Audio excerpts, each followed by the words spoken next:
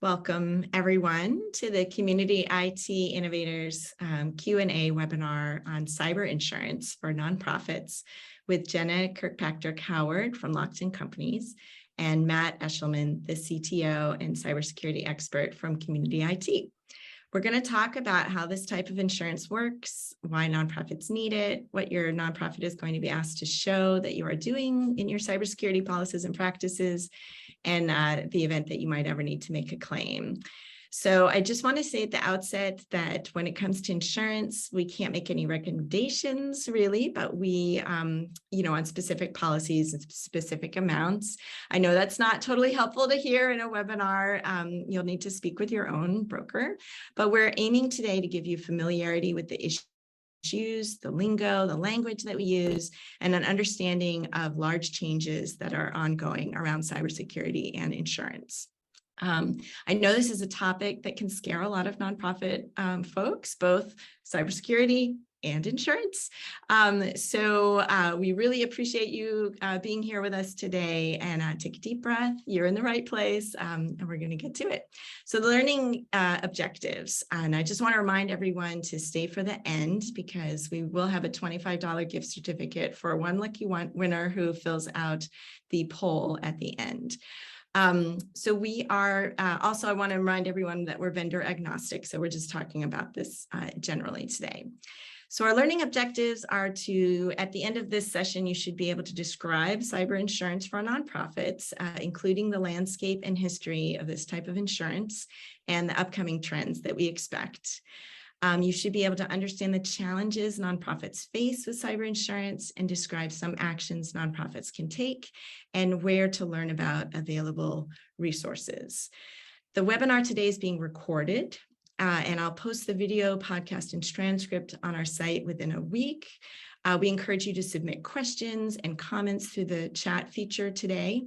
We might not be able to get to all of your questions, but we'll try to make some time at the end. And we did get some questions at registration that we're going to try and answer as well.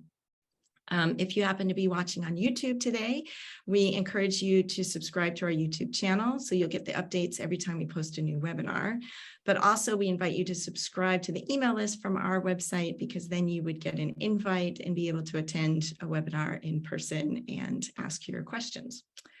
So I'll introduce myself. My name is Carolyn Woodard. I am the Marketing Director and Outreach Director at Community IT. I'll be monitoring the Q&A and chat and helping with the presentation. So next, I'd like to introduce Matt. Thanks, Carolyn. It's great to be here on the webinar today. In my role as Chief Technology Officer, I get to work with a lot of nonprofit organizations on implementing their cybersecurity solutions and also helping them fill out their cyber liability insurance applications. So this is a webinar that I'm actually looking forward to get content from as well, as this is a really relevant topic for the clients that we're working with. So happy to be here today. Great. And before we begin, if you're not familiar with Community IT, just a little bit about us. We're a 100% employee-owned managed service provider. So we provide outsourced IT support, and we work exclusively with nonprofit organizations. Our mission is to help nonprofits accomplish their missions through the effective use of technology.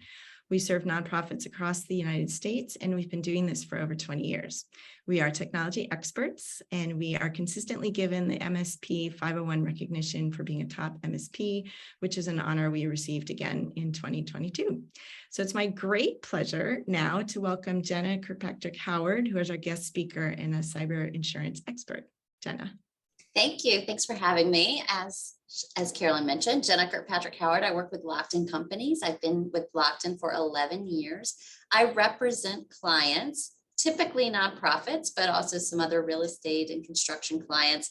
And I help clients understand how much insurance they should buy, what types of insurance they should buy, understanding their risk profile and how to manage risk for an organization to not only protect your balance sheet, but also to serve your mission. And nonprofits are one of my favorite organizations to work with because it is so focused on mission driven. And I do understand that every dollar spent on premium is a challenge because that's $1 less serve on mission. So want to be very practical in the advice we give and understand and educate what's happening in the insurance market, where we're seeing claims. And that's what we're going to talk about today around the cyber insurance world. Great. Well, let's start off with a poll. The audience, you've learned a lot about us today. So now it's our turn to get a chance to ask you some questions. And so let's start off with something that should be right up everyone's alley. Does your nonprofit have cyber liability insurance? So yes, absolutely. I have no idea. You're in the right place. We want to get cyber insurance, but we've told need it, or maybe you say it's not applicable to you. So we'll leave this open for just another few seconds. Go ahead and chat in. But I think regardless of where you're at on the spectrum, I think you'll find some really good content and resources that we'll present here today. So I'll go ahead and thanks for those that have responded. We'll go ahead and end this and share the results.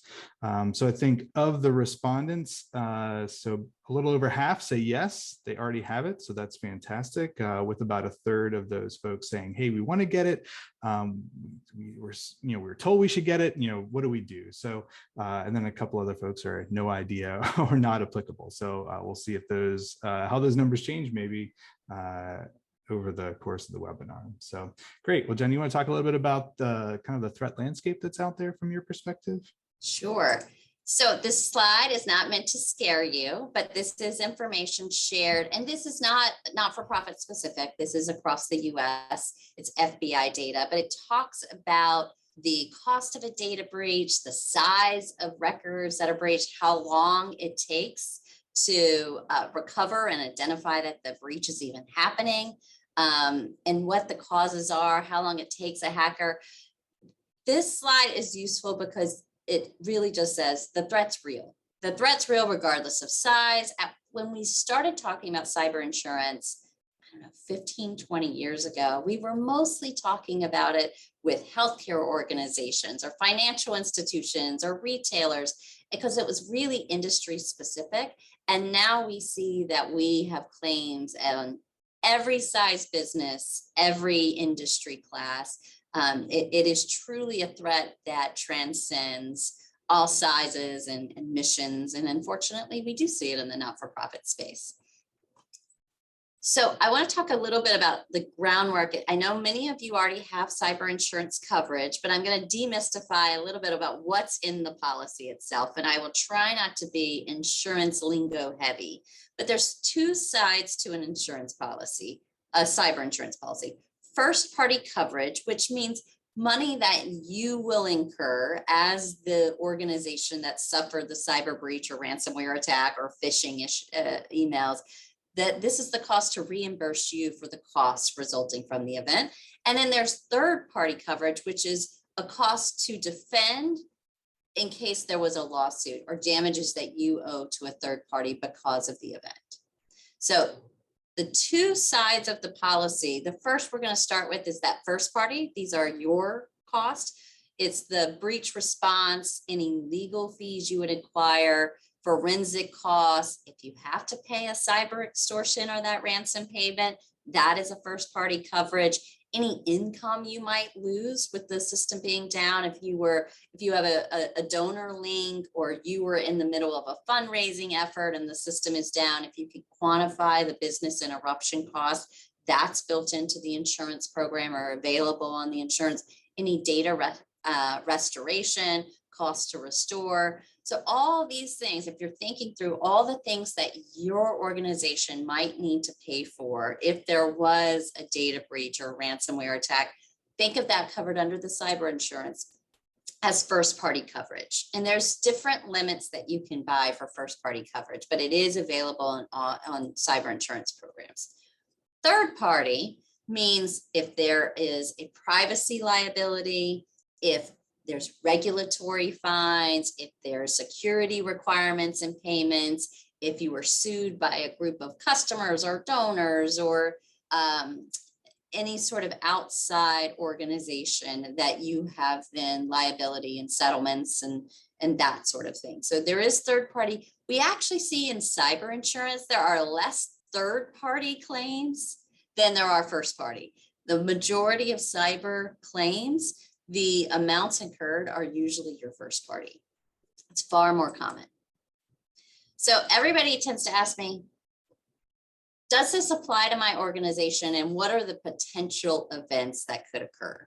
So we have at the very top of the list those phishing emails. They come all the time. I get them almost daily. I'm sure you do too. You may even have phishing training for employees where you send out some potential phishing to see who would potentially hit the link or report it to the organization. The intent is to trick an employee into clicking a link that brings in and spreads malware, or a payment is sent to a vendor to a wrong bank account. Those are sort of the phishing claims we do see.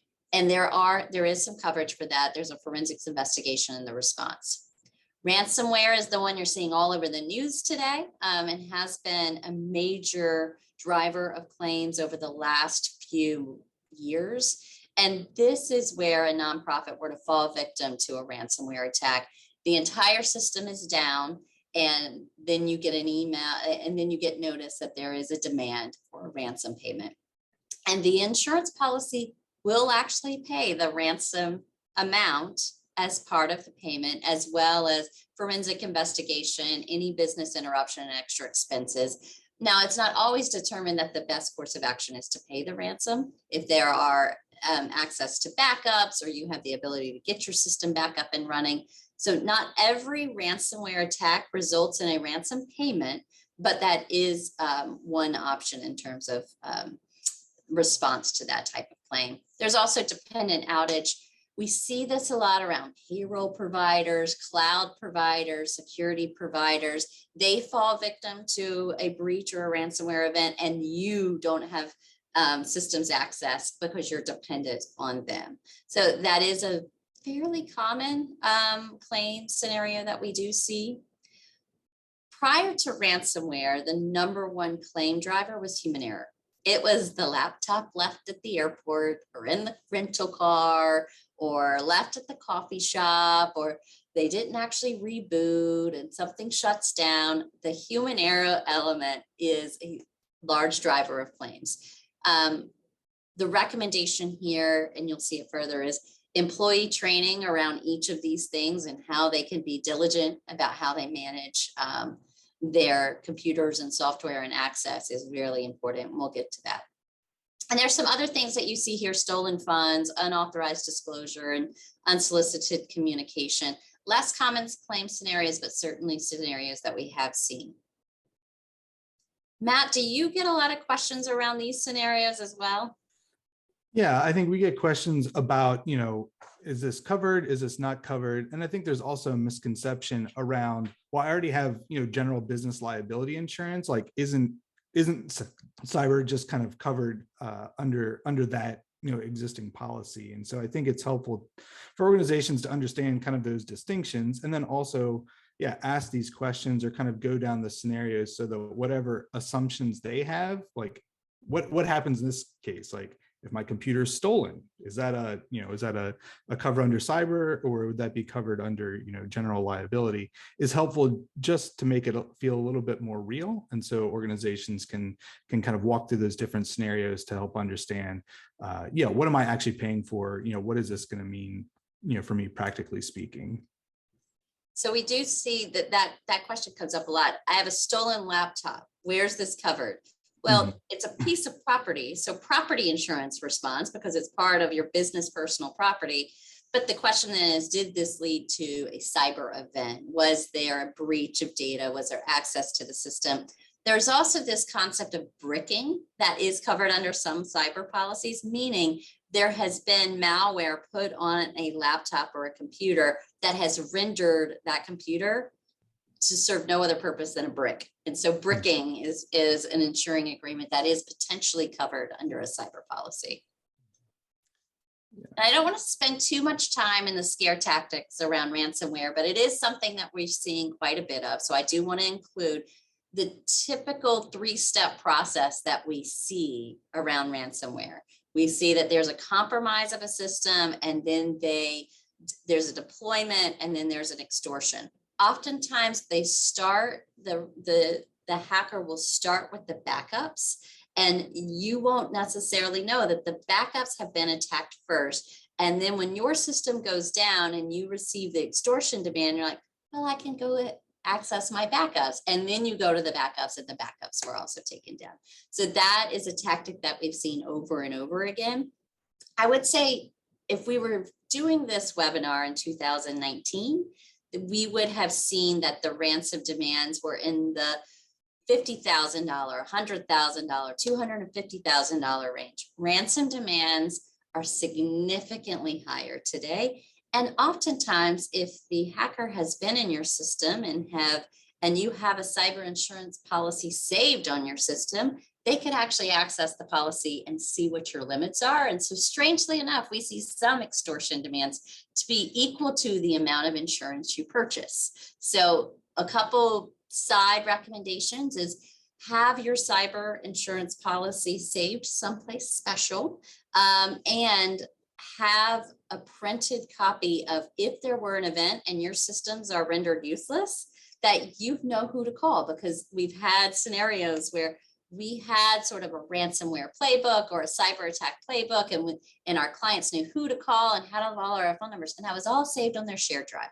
That was all saved in their share file, and they didn't have access to it when the event happened. So they didn't have a paper copy. So maybe going back to paper for one or two things is a good suggestion. Just a few snippets here about ransomware, because it's a hot topic of conversation. We do see it some in the not-for-profit space, but more in some of the bigger names that you see on TV. Yeah, and I would just say, I think before we do the poll here, just to note that I think for all of this, it's, I think reinforces the fact that a lot of the cybercrime, it's financial driven. It's a criminal enterprise. It's a money-making venture. The organization doesn't necessarily, care about you or your great mission. You, to some extent, just represent a financial target. And every nonprofit, has some resources. And so I think that's why, the drivers for both ransomware and then also the spear phishing and kind of wire fraud really become, it helps, I think, to put that into context, to just understand it's just about the money. Right. Great. So let's take another poll here. Who deals with cyber insurance at your nonprofit? We'll leave that up for a moment or two. Also take some time just to encourage folks, please feel free to use the Q&A feature. We've got Carolyn moderating that, and we'll have some time at the end, or if there's some pertinent things, we'll ask some questions as we go along. So let's leave it open here for another moment. So it's either maybe you, CFO, executive director, not sure, or if you've maybe outsourced that. So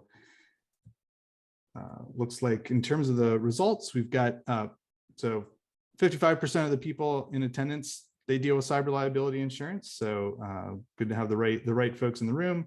About 11% having their CFO deal with it. 11% executive director, another 11% kind of don't know, or and then about another 13% saying that their IT director or outsourced IT provider is also dealing with cyber liability insurance. So we have a couple of questions in the Q&A. Do you want to hold them for the end, or is it? Do you think we should take them now? Let's go ahead and maybe we'll hold them for a little bit so we can get through there's a lot of good content I want to tackle, and so maybe we can these are great questions, and we should have time to get to them at the end. I think some of them may even be answered as we go along.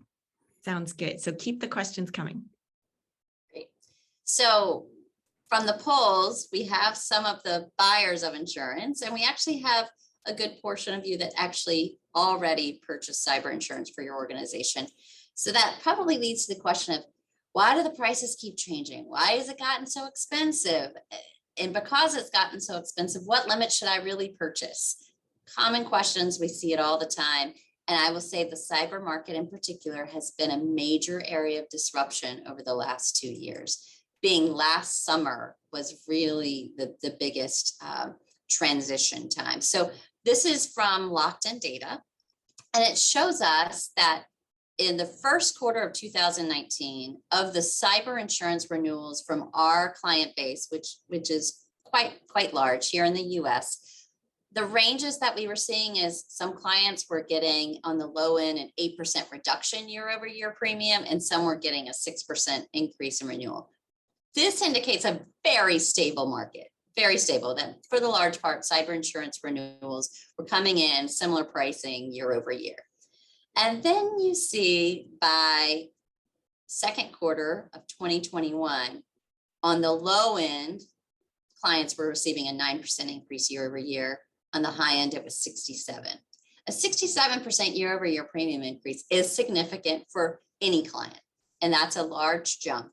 And then you see by third quarter, we were seeing 150, 130, 150 for the next 2 quarters. And even on the low end, a 28% or a 51% year over year increase. So this is the time where many clients were questioning, can I afford cyber coverage? Should I even maintain it? Is it worth it? Should I cut my limits? Should I lower my limits because of the cost increase? And we were still seeing at the start of this year, you'll see April 2022 data, that these were holding strong. Now, I will say anecdotally, we haven't released our next quarter results. We are seeing some stabilization. I am not seeing, unless there are controls concerns, and we'll get to what that means in just a few minutes, we're not seeing the 150% year over year increases as much as we once were. We're seeing more in the lower end, the 30 to 50% year over year increases. So I will not say this market has entered a soft market, but we are seeing some stabilization in pricing.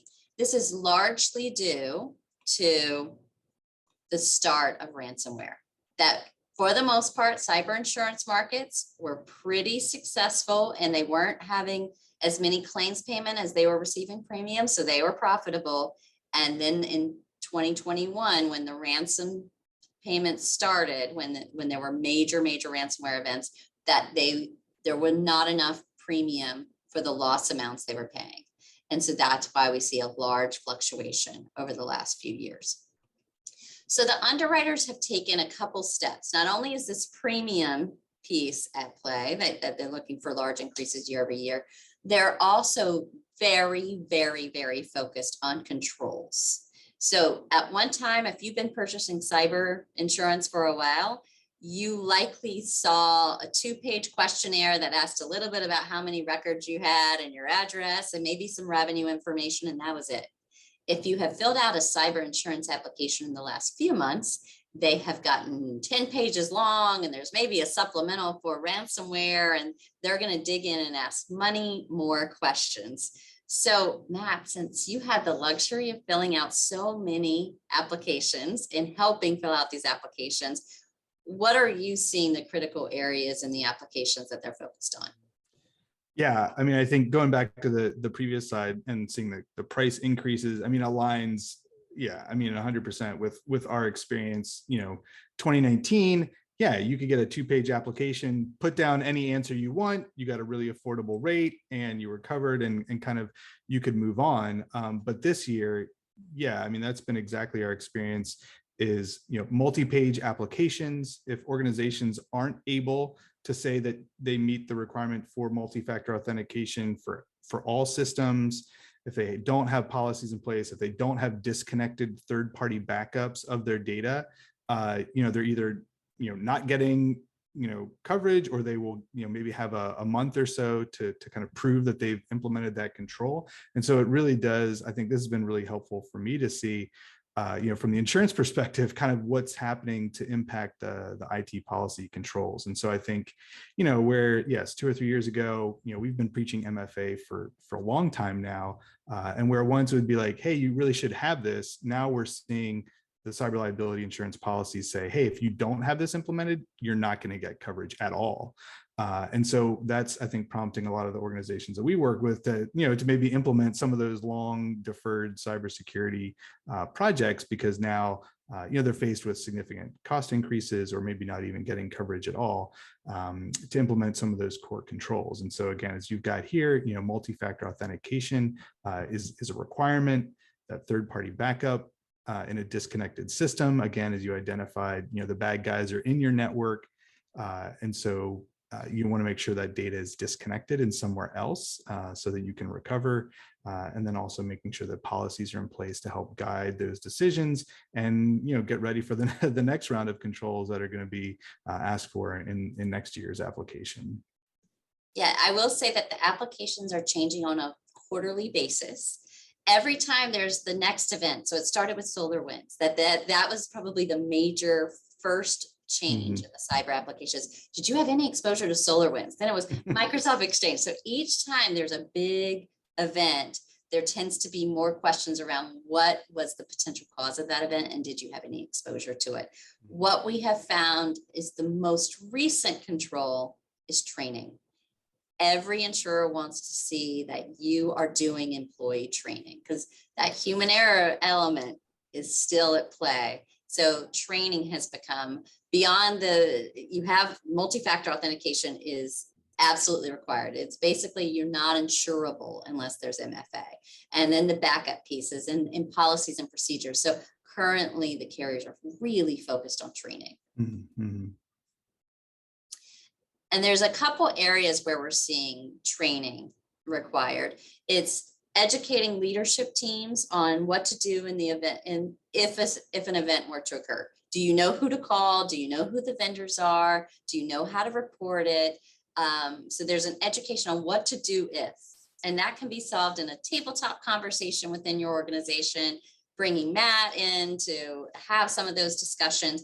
It's also employee education around not to click links and open attachments and providing training and potentially your own phishing internal governance plans and building a culture that it's important to report if you clicked on that link. So the first thing that employees do when they click a link is, oh no, and they don't want to tell anyone. Well, there needs to be a culture of, I did this and I need you to help me. I need you to investigate. And so there needs to be employee education around it's a culture that supports good governance and reporting and make sure it's good cyber hygiene, that it's done on a really regular basis. Underwriters will certainly ask on an annual basis about training, but they get even more excited if you do it more than just annually. So this leads to the question, since prices are going up and controls are more scrutinized by underwriters, of how much limit should I buy? And how do you even know? So we take a multi-pronged approach when we get that question. There's always good peer benchmarking. What does everyone else in my space do? So in this particular case, it's a nonprofit that does scientific research, and their revenue band is between 50 and 150. So I won't tell you that all your peers know what they're doing either, but at least you can sort of see where they're at.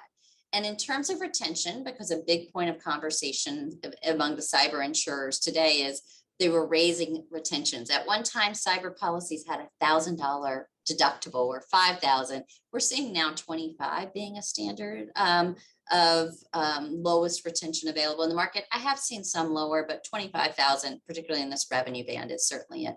So if you see that here, the between 75,000 of retention and 25,000 of retention, that we're seeing a median is around 50. So in this peer group, that $50,000 retention is sort of the standard.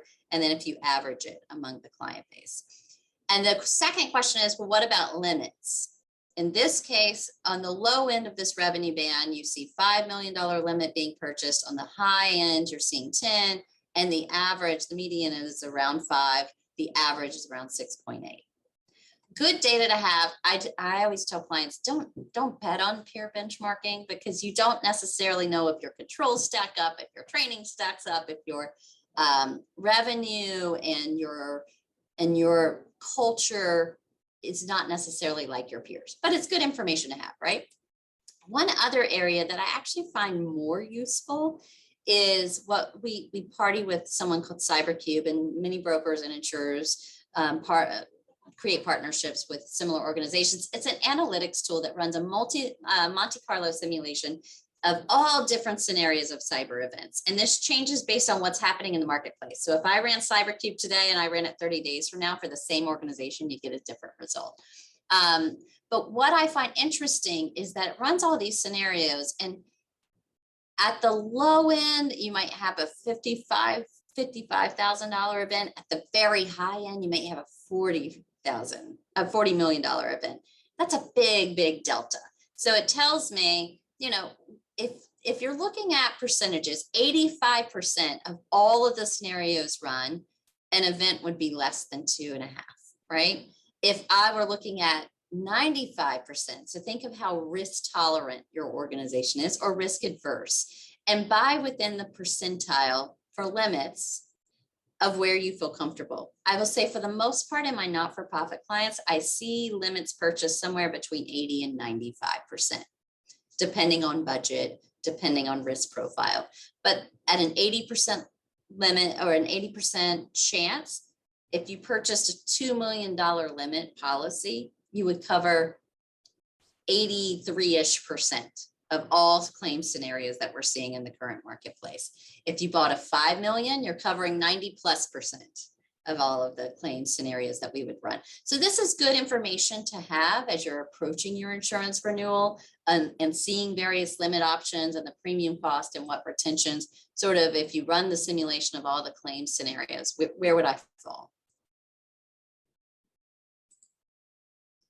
Another score that a lot of insurers use is that they will do a web test, a vulnerability test. So they won't actually go into your firewalls, but they will actually do their own sort of scan and test and provide a risk score. This is part of the underwriter's review. So you fill out this great application. On the backside, they're actually going to do their own scan and determine if they can find any vulnerabilities or threats, and that will be part of their underwriting.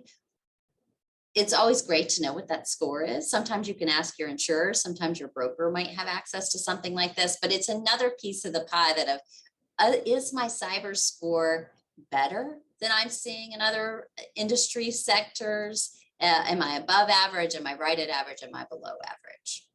So in this particular case, this nonprofit had a 600 overall risk score, and the average is just above 400. So they actually had a better cyber posture and network controls than some of their peers. There might be lots of questions in the chat about all of that information about what's happening in the marketplace, what types of controls the underwriters are looking for. How do I even determine what limit I should buy? There was actually a good question about MFA that we'll get to here as part of the next poll question. But I think is one thing I'd love to get a sense of, and this is a multiple choice question, is just how common is cybercrime in your organization in the past years? Past 2 years, did you or maybe an organization that you're aware of have any of these different events happen? So a compromised account, that would be whenever somebody other than the a primary assigned user had access. That could be also known as like a hacked account. Maybe your organization experienced wire fraud. That's when maybe some banking account information was modified or changed without the organization knowing, and funds were transferred out.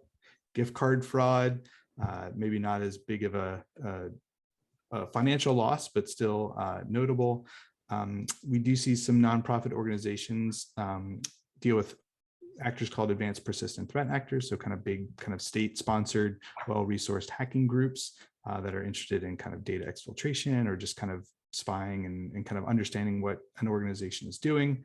Ransomware, which we've already talked a lot about, kind of our generic malware, viruses, maybe that supply chain attack or compromise. So Jenna mentioned SolarWinds, Kaseya. These are all kind of examples where a vendor was compromised, and that led to data loss or data exfiltration for the companies that were using that vendor. Or catch-all, or maybe you're the person that hasn't seen an incident yet. So just leave that poll up here. Oops. Let me relaunch the poll and give folks a moment here to go ahead and respond to that. And then while we're responding to that, let's see. There was a question around the MFA implementation. And this is maybe I'll add on my own 2 cents here. For a lot of the application questions, it's often a binary. It's like, yes, we have it, or no, we haven't. But are there opportunities for organizations to have some gray areas? Maybe, organizations that have a lot of kind of kiosk users that don't really have access to much, or maybe they can't log in from outside of the organization. Do all those accounts have to have multi-factor authentication as well? Like what's what's the flexibility in terms of the application of some of those controls? So don't use the application as the only communication to the underwriter. So if you answer no to something, like, do you have an MFA on every single account, and you need to answer no, having a side answer of here's the reason why, because we don't have the exposure. Our reason why is we have a compensating security measure that we're taking. That matters, because the no answer triggers all sorts of red flags. And without any explanation beyond that, it creates the worst case scenario with the underwriter. If you can create a narrative that explains why that answer is no, and we're implementing it in the next 30 days, or it's something we're exploring, or we don't have exposure to it, that matters so much. So don't feel tied to the yes and no answers in the application. A narrative is always helpful. And we even find that an underwriting call may be worth it also to walk through an application. Underwriting calls, when you build that personal relationship with the person that's going to need to offer you the quote, there's oftentimes that human element of, I want to work with this organization because I love their mission and I think they're going to do the right thing. So I'm going to offer a quote where they maybe wouldn't have if they were only staring at a piece of paper. Great. Thanks. That's really helpful information, I think, to hear. And I think, as we can see from the poll results, let's see, am I sharing this? Cyber incidents are very pervasive. We see people responding to 30% of respondents said they'd had a compromised account, with a quarter of people experiencing wire fraud or knowing of an organization's been a victim of wire fraud. And ransomware, again, being at about 22%. So again, we just can see that, the adage of cyber incidents is not really a question of if you're going to have something, but when. And so that's why these cyber controls are so important, and being able to kind of connect the dots between, why is the insurance company asking for all these things, kind of tying it back to the financial impact I think is really helpful, and helps to, build the story around why that's important. Agreed. So we've talked about what the policy actually covers and why the prices have gone up, and how much limit we should buy, and how to analyze how much limit or set my retention. So the next obvious question is, what happens when the event actually occurs? And what does my staff need to know? Who needs to know? Who do I need to notify? And it's a really good question. And we oftentimes will sort of have a flow chart that we share with clients that I think helps sort of demystify the process. So every cyber insurance policy is going to have selected vendors, or you may have selected vendors that you notify your insurance carrier that you plan to work with. The first call oftentimes needs to be to a breach coach. So a breach coach is oftentimes an attorney that you've worked with, someone that you need to notify when an event occurs, so that everything is held as privileged and confidential in the process. You also need to call your broker and notify the insurance carrier, because the faster you can do that, that expedites access to all of those vendors that you're going to need to help you mitigate the risk. So as soon as you find out, ideally within the first 24 hours, you make 2 phone calls, that breach coach. And if you don't know who the breach coach is, certainly the broker in the cyber insurance market. Now, I will say that this is information that we share. We have a client, they'll notify us, and we will then help them notify the insurer. And it starts that cascade of law firms, forensic advisors, any sort of monitoring services. That all happens very quickly. We see the initial acknowledgement of claim and the investigation happen. And all of that happens really fast in the first weeks, particularly if your network is down. The first goal is, how do we get the network up and running again? And so everyone's focused on that. And so that happens very quickly. Now, the mitigation and the remediation step 3 and 4 can take months and months and months and months, right? So you know what happened. You've maybe paid a ransom payment, or you've got your network back up and running because you had access to the backups. Now, how do you mitigate this from ever happening again? How do you minimize the exposure? Then how do you mitigate it from ever happening again? Those can take months and months and months. So oftentimes people think, oh, it's a cyber attack. It needs to happen fast and we need to be back up and running. And then it all stops. Well, the claims process and the incident process, it does not happen. The initial response is fast, but then there's a lot more that has to be uncovered and mitigated. And if you need to notify the FBI and local law enforcement, there's a whole host of things that that breach coach and the insurer and all the panel vendors will help you walk through. And they're really talented at this type of work. They have sadly lots and lots and lots of experience in this space.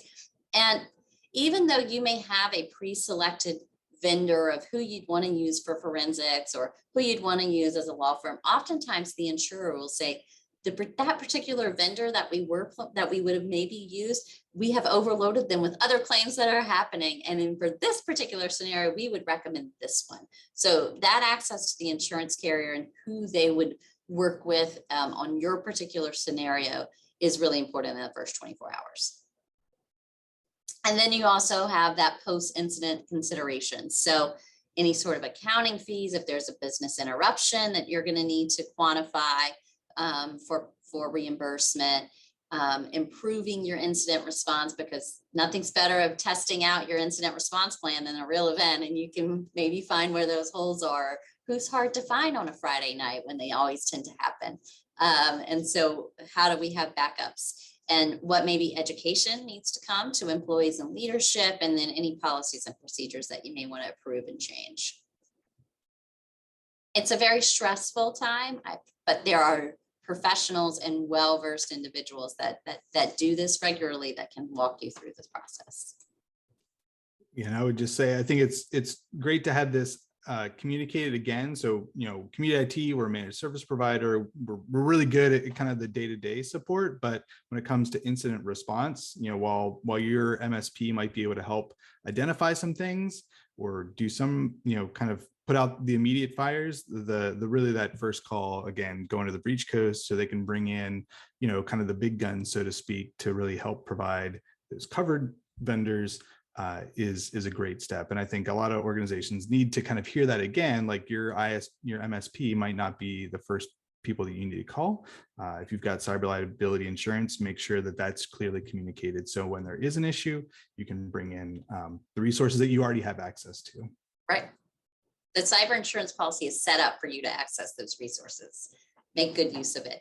I think it's always important, particularly in ransomware, there's that do not list. Like, don't go it alone. Don't try to negotiate that with that threat actor alone. There's a couple reasons not to do that. Number one, you're maybe not qualified. And two, that the team that will identify the potential threat actor, because threat actor is not going to come out and necessarily give you their name and their group that they're associated with. There needs to be an investigation, and there's a whole list of OFAC sanctioned organizations and groups that as a US business, we don't do business with. And so part of the investigation goes through, is this particular threat actor on the OFAC list? So something you don't necessarily need to do, but that is certainly part of the process. We also don't make hasty decisions around if an employee made a mistake or contributed to the incident, and how you speak to the employee and how you communicate. Make sure that you don't make some hasty decisions, really think through and communicate with your employees and customers make sure that you're doing that in consultation with your legal and crisis communication advisors, and make sure that you're using the vendors that are available to you. It's probably not best to start Googling who helps me in a cyber attack. Use your broker, use your insurer, use the partners that you've already identified. And if you don't know who those are as part of the cyber insurance, make sure that you sort of vet that now pre-event, so that you know who to call. Can I just jump in with a quick question on a lingo that you just used of the OFAC? Can you just let us know who that is?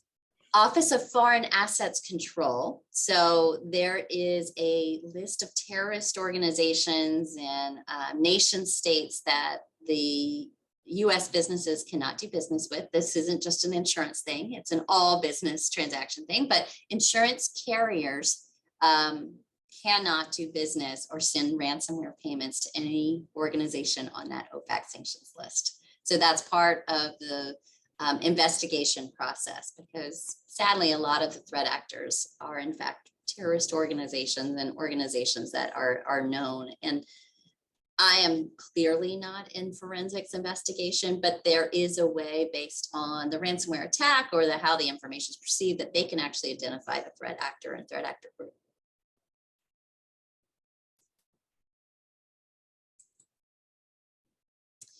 So I get this question a lot, and how quickly will a carrier engage? I will say most carriers, cyber carriers, they have a reporting via email, and oftentimes it gets called in because the site's down. They will respond almost immediately. I've seen engagement within the hour it's been reported, just because of the need to quickly investigate and get the system back up and running and identify the threat actor. The process to pay or not pay a ransom is one that has a lot to do with how quickly you can get your system back up and running. Do you have access to backup? Who is the threat actor? There's a long decision tree that goes into pay or not pay, that you will have lots of advisors to help you with as part of your cyber insurance vendor list. The value of a cyber policy to a nonprofit is, I personally think, access to all of this expertise that you likely don't have in-house. Because unlike other parts of insurance and other insurance policies, that it's really there to provide defense or settlement or pay for the fire loss. Cyber has a whole host. Many of the carriers have pre-breach and pre-response and training available, and there's resources available as part of that insurance policy. And then post-breach or post-attack, that access to all the vendors. So there is value beyond the contract and the premium payment itself for a cyber policy that maybe isn't available on some of the other insurances that are out there.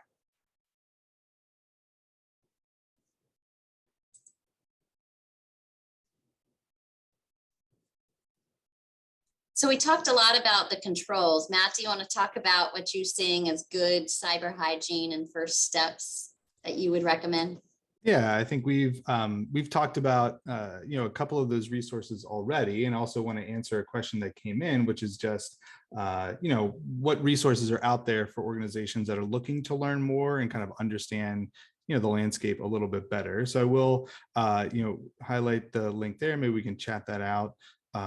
In terms of the guide that Lockton had, I found it really helpful to kind of map, like, why is my application asking me to do this, and then map that to the cybersecurity control.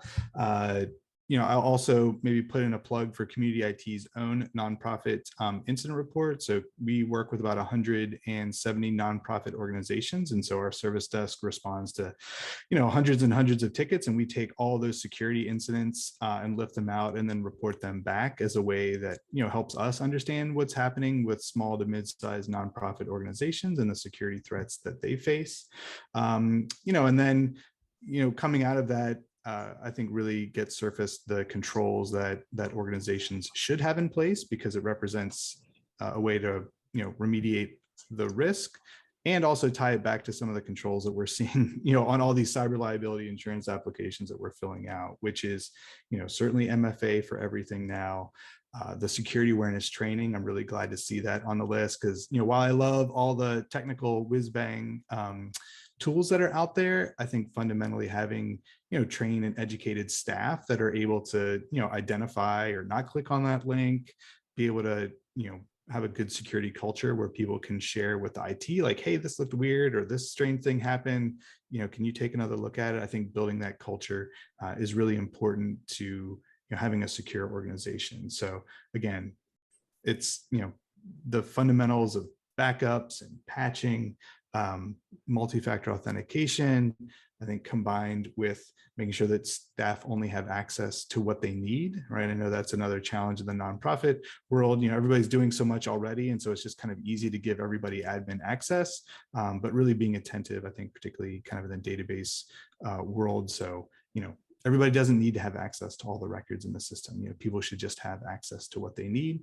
And then finally, rooting that all, in a policy for the organization so that it's pretty clear and you can have a common set of understandings to, to kind of build out all of these controls. So again, there's a couple of resources out there that I think are helpful to, again, build your understanding and identify the good policies and procedures and technical controls to have in place. That leads us to a little bit of leftover time for questions, which we promised we would do. Great. Well, this has all been, I think, really helpful. Let's see, there's been a couple of questions to maybe clarify what would be covered or considered covered under third-party loss. So, in an example of, you're an organization with a database of donors, that database is hacked. Kind of how far does that coverage go if the donors are then extorted or their information is used to target them as maybe individuals? Is that something that's covered or kind of where does that boundary? It doesn't even need to be a class action, but if a donor sues that they suffered financial harm because of your cyber event, that would be privacy liability.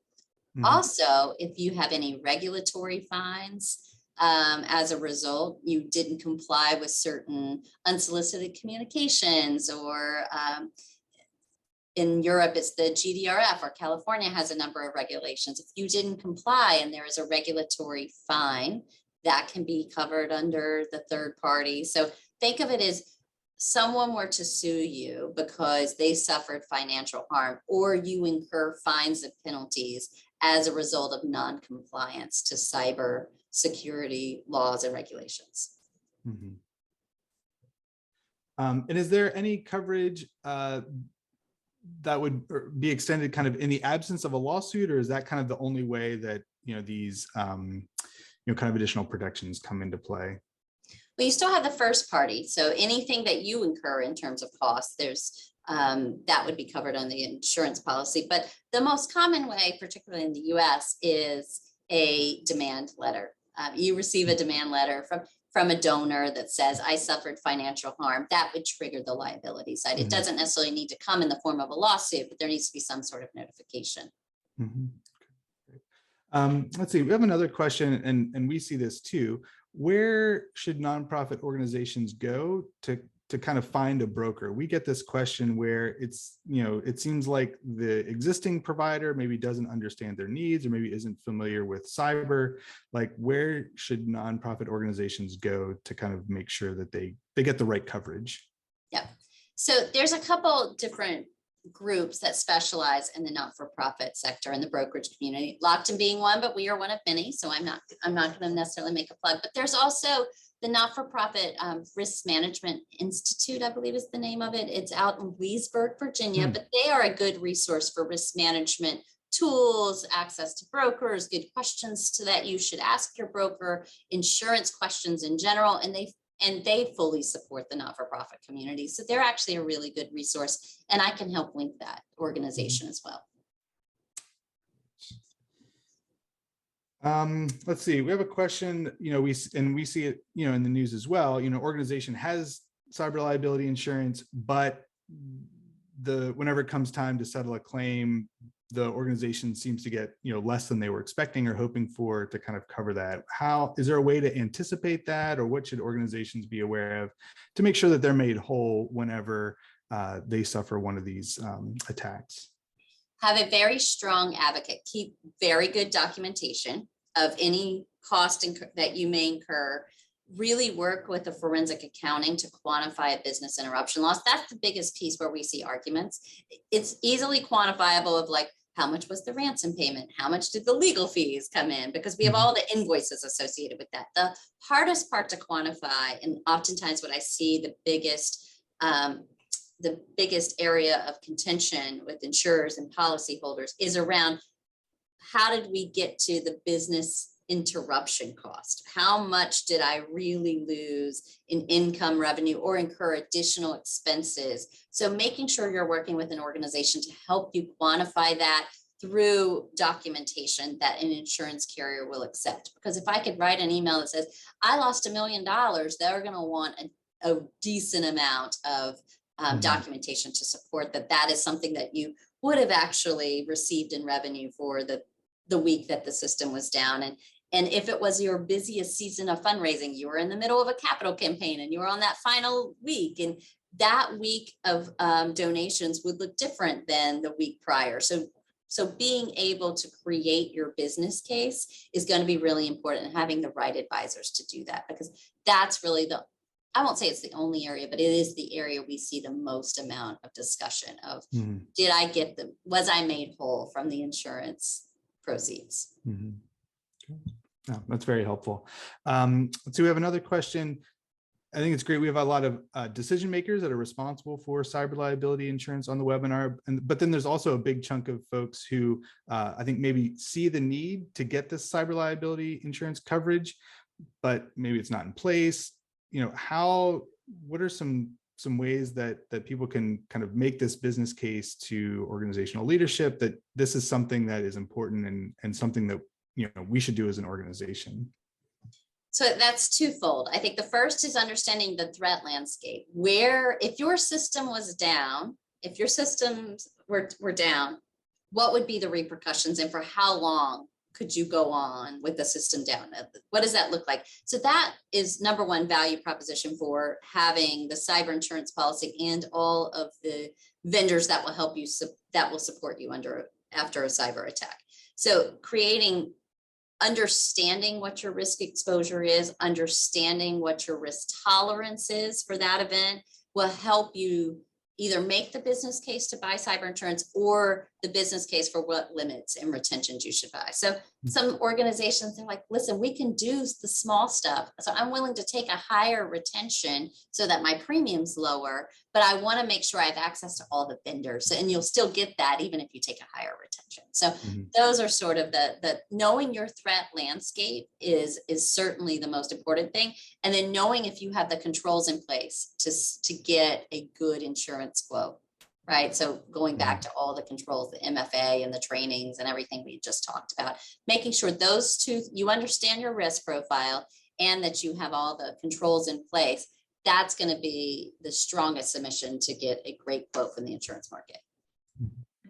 I'm so sorry to jump in because this has just been such a great hour, and I feel like we could talk for a lot longer about this, but I want to make sure that we remind everyone what our objectives were, that we, I think, have hit a lot of these objectives, that I understand a lot more about cyber insurance, the landscape, the risks, some of the lingo, where to go for more resources. So I just want to thank you so much, Jenna. I want to mention to everyone on the call right now that if we didn't get to your question, we will try to answer as many of those as we can in the transcript. So I will be sending out an email with a link to the video. There's a podcast that will come out where we'll cover this. And then in the transcript to that, we'll try to answer some more of these questions that we couldn't get to. So I want to invite everyone next month to our monthly webinar series. We're going to take a hard turn onto a different topic, SharePoint for nonprofits. And this is a joint webinar with Build Consulting and Steve Longenecker, who is our SharePoint expert here. And if you're thinking like SharePoint, like, I don't even know, do I use SharePoint? If you use Microsoft, you are sharing your file, you are storing and sharing your files in SharePoint.